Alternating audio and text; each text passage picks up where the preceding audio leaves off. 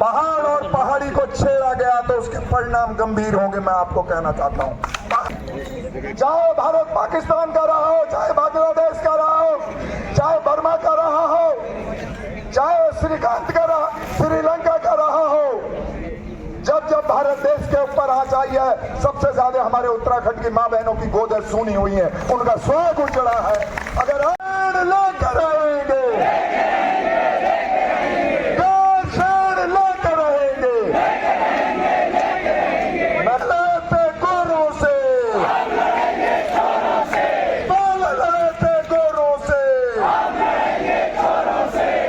आज हम लोग उपस्थित हुए हैं दिल्ली के जंतर मंतर पर, जहां पर उत्तराखंड के कुछ निवासी आए हुए हैं और अपने देहरादून से राजधानी को हटा गैर शेड कराने की मांग कर रहे हैं। हम बात कर रहे हैं, अब वहाँ का एक मूल निवासी है जो बताएंगे कि आज वो इकट्ठा यहाँ पर क्यों है, उनका क्या उद्देश्य है।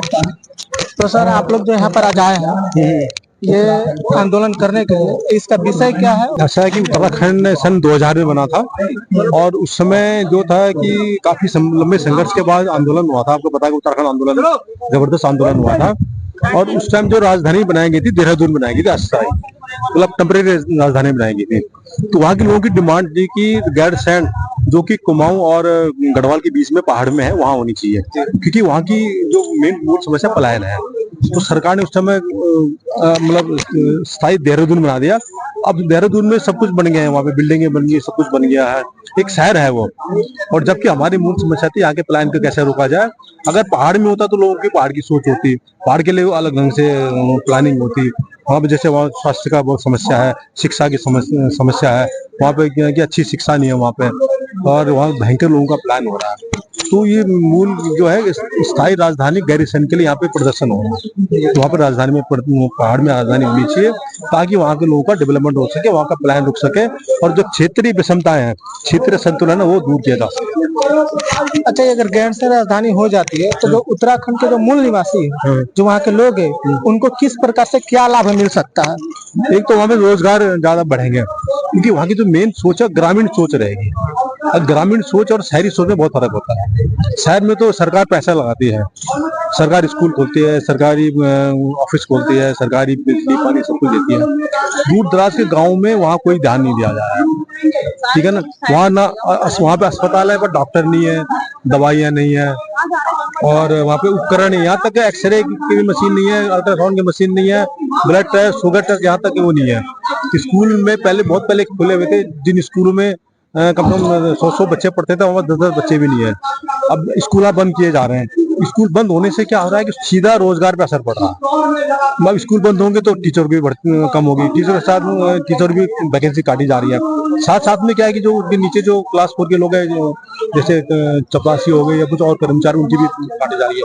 इसलिए आपने देखा होगा कि वहाँ से भयंकर प्लान हो रहा है उत्तराखंड से ही नहीं हो रहा है, पूरे ये हिंदुस्तान की समस्या। आपने देखा होगा कि बिहार से प्लान हो रहा है, सब लोग दिल्ली में आए हुए हैं, और राजस्थान से हो रहा है, झारखंड से हो रहा है, ये उत्तर प्रदेश के पूर्वी इलाके से भी हो रहा है, छत्तीसगढ़ इलाके में सभी लोग, क्योंकि गांव की तरफ ध्यान नहीं दिया जा रहा है। ये समस्या जो है पलायन की समस्या, पूरे हिंदुस्तान की समस्या, इसको सरकार को सीरियसली लेना चाहिए। और मेन है शिक्षा, स्वास्थ्य और रोजगार नहीं मिल रहा है वहाँ। अपनी मांगों को आपने अपने राज्य सरकार के पास रखा है कभी? राज्य सरकार बार रखते रहते हैं यहाँ पे, हाँ रखे हुए कई बार, उनको सब ज्ञात है। और वहाँ प्रदर्शन भी होते रहते हैं, ज्ञान में है। देहरादून राजधानी में वहाँ प्रदर्शन होते रहते हैं, हाँ बिल्कुल। राज्य सरकार की सुनवाई न होने के कारण आप लोग दिल्ली के जंतर मंतर पर आज धरना प्रदर्शन कर रहे हैं। सरकार नहीं सुन रही तो फिर यहाँ जंतर मंतर आए हैं। और ये एक चीज हमें बहुत साधारण चीज है, ये चीज बताइए कि जैसे देहरादून राजधानी है, अभी क्या जो आप मूलभूत विशेष माने सुविधाएं बता रहे हैं, ये वो गांव के लोगों को मिल नहीं पा रही है?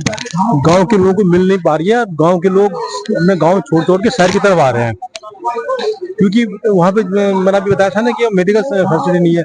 स्कूल है 12वीं तक स्कूल है, बस सिर्फ 12वीं का बच्चा कहाँ जाएगा, उच्च शिक्षा के लिए जाएगा।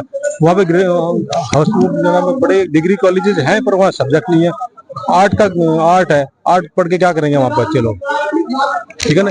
अब टेक्निकल इंस्टीट्यूट नहीं है वहाँ पे। IIT कहीं जगह पे है तो 2-4 कोर्स कर रहे हैं बस। अच्छा, यहाँ पर अभी वक्तव्य में सर बता रहे थे कि वहाँ पे पहाड़ों की कटाई हो रही है। हाँ, हाँ। कटाई हो रही है वहाँ पे भयंकर, क्योंकि वहाँ पे अलग अलग माफिया है।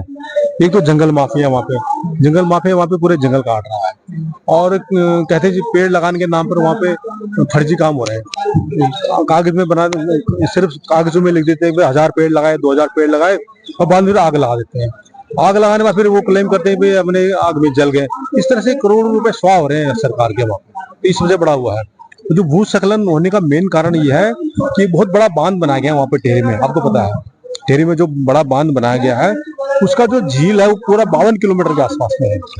अब 52 किलोमीटर के आसपास की झील है, तो जब वाष्प होता है, वाष्पीकरण होता है, ये पता है, तो वो इकट्ठा ऊपर बादल बन जाते हैं। तो बादल वो जो पानी की बूंदे होती है, हल्की वाष्प होता है, उसको झेल नहीं पाता है, वो एकदम झटके से बारिश कर देता है। इसलिए आपने देखा कि सबसे ज्यादा बादल उत्तराखंड में पड़ रहे हैं, टेहरी में पड़ रहे हैं, उत्तरकाशी में पड़ रहे हैं, हिमाचल में पड़ रहे हैं, क्योंकि जितने भी 52 किलोमीटर का रेडियस होगा वो कम से कम 200 किलोमीटर तक पूरा बादल बन के जाएगा, इकट्ठा इसलिए छोड़ते जा रहे हैं।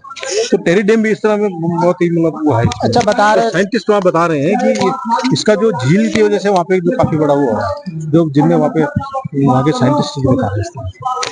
अच्छा, बता रहे थे कि वहाँ पे पहाड़ों को काटकर होटल बनाया जा रहा है। हाँ, तो होटल बनाने से तो वहाँ पर जो टूरिज्म आते हैं उनसे तो उस प्रदेश के लाभ है। नहीं, होटल भी ऐसा होना चाहिए। देखो पहाड़ का इलाका है, वहाँ की भुरभुरी जमीन है, ठीक है ना, और वहाँ कच्चे पहाड़ है। होटल 1-2 मंजिला तो चलेंगे, अब आपने 6-6 मंजिला बनाओगे तो वेट, जो क्योंकि वहाँ पे पहाड़ तिरछे होते हैं, अगर आप उसमें वेट रखोगे तो वो तिरछा वेट जाएगा, वो सीधा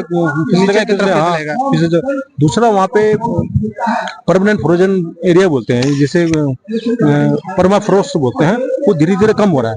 ग्लोबल वार्मिंग की वजह से वहाँ पर जो हो रहा है कि वहाँ मिट्टी की पकड़ कम हो रही है। जो बोलते हैं वहाँ पर मिट्टी होती है, पकड़ कम होती जा रही है, इसकी वजह से मिट्टी छोटी जा रही है, इसकी वजह से भूस्खलन हो रहे हैं वहाँ पे। एक बारिश ऊपर ज्यादा हो रही है, तो होटल अपने अनियमित रूप से वहाँ जो विकास हो रहा है कि धीरे चौड़े सड़कें बनाई जा रही है। अब 4 लेन की सड़कें वहाँ सूट नहीं करते ना, यहाँ तो अब जितने बजे बनाओ कोई उतना पहाड़ को काटना पड़ेगा। अब पहाड़ एकदम खड़े है, पहाड़ है एकदम खड़े, पहाड़ काटोगे नीचे गिरेंगे।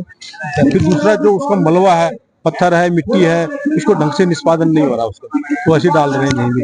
तो जब बारिश आती तो पूरा मलबा है वो फिर गाँव में घुस रहा है ये। अच्छा, अगर आपके अनुसार ऐसा क्या किया जाए जो उत्तराखंड में, जैसे उत्तराखंड तो देवभूमि है, भारत का गर्व है, लेकिन उसमें ऐसा क्या किया जाए जिससे टूरिज्म को बढ़ावा भी मिले, हाँ, और आप जो वहाँ का जो मूल निवासी है उनको किसी प्रकार का कोई नुकसान भी ना हो। ये उत्तराखंड ही नहीं है, पूरे हिंदुस्तान में जितने भी गांव के इलाके हैं सबका डेवलपमेंट तभी होगा जब आप डिसेंट्रलाइज करोगे, मतलब विकेंद्रीकरण। सारे दफ्तर आप दिल्ली में खोल रहे हो, सारे दफ्तर आप कैपिटल में खोल रहे हो, इनका धीरे धीरे वहाँ बिछाव होना चाहिए। दूसरी बात, मेन जो समस्या है वहाँ पे स्वास्थ्य शिक्षा जरूर देना चाहिए।